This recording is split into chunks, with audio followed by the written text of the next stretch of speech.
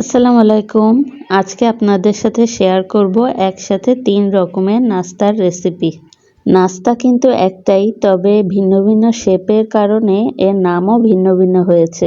তাই আজকে আমি আপনাদের বানিয়ে দেখাবো পটেটো স্মাইলি, পটেটো বাইটস এবং এক্সট্রা লং ফ্রাইস। আলু দিয়েই যেহেতু সবগুলো রেসিপি, তাই আলু একটু বেশি পরিমাণেই লাগবে। আমি এখানে 3 থেকে 4টা বড় সাইজের আলু ভালো মতো আগে কেটে ধুয়ে এগুলোকে সিদ্ধ করে নিব। প্রেসার কুকারে 3 থেকে 4টা সিটি দিয়ে আমি সবগুলো আলু সিদ্ধ করে নিয়েছি এবং এগুলো গরম থাকা অবস্থায় কিন্তু ম্যাশ করে নিতে হবে। ঠান্ডা হয়ে গেলে এগুলো ম্যাশ করতে একটু কষ্ট হয়ে যায়। কাঁটা চামচের সাহায্যে আমি সবগুলো আলু ম্যাশ করে নিব এবং ভালো মতো যখন ম্যাশ করা হয়ে যাবে আমি এর মধ্যে মশলাগুলো অ্যাড করব।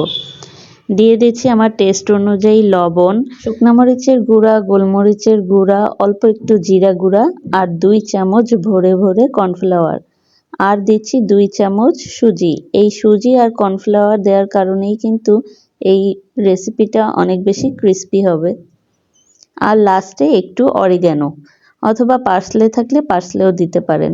তারপর এটাকে আটার মতো করে আমি ভালো মতো মথে নিব। এরপর হাতের সাহায্যে অথবা স্প্যাচুলা দিয়ে এভাবে একটু ফ্ল্যাট করে নিতে হবে। এবার গোল কাটার দিয়ে স্মাইলি শেপে আমি সবগুলো কেটে নিব।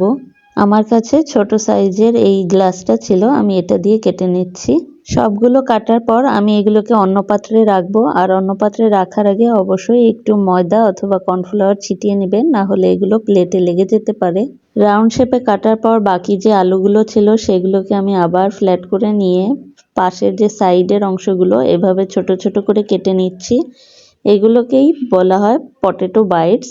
আর এইগুলোকে একটু লম্বা লম্বা করে কেটে নিলেই হয়ে যাবে এক্সট্রা লং ফ্রাইস। এবার আমি পটেটো স্মাইলি যেগুলো বানিয়েছিলাম এগুলোকে স্মাইলি শেপ দিব। তার জন্য লাগবে এরকম একটা স্ট্র। এই স্ট্র দিয়ে আমি চোখগুলো প্রথমে বানিয়ে নিচ্ছি।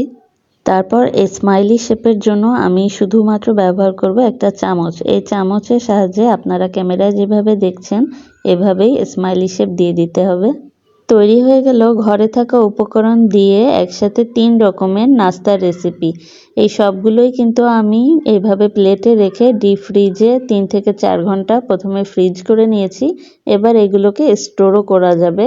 মিনিমাম 1 মাস পর্যন্ত আপনারা এগুলো রেখে দিতে পারেন এবং যখন তখন ভেজে এগুলো উপভোগ করতে পারেন। আশা করি আজকের রেসিপিটা আপনাদের কাছে অনেক ভালো লেগেছে। ভালো লাগলে অবশ্যই বাসায় ট্রাই করবেন আর আমার পেজে লাইক, কমেন্ট এবং শেয়ার অবশ্যই করবেন। ধন্যবাদ।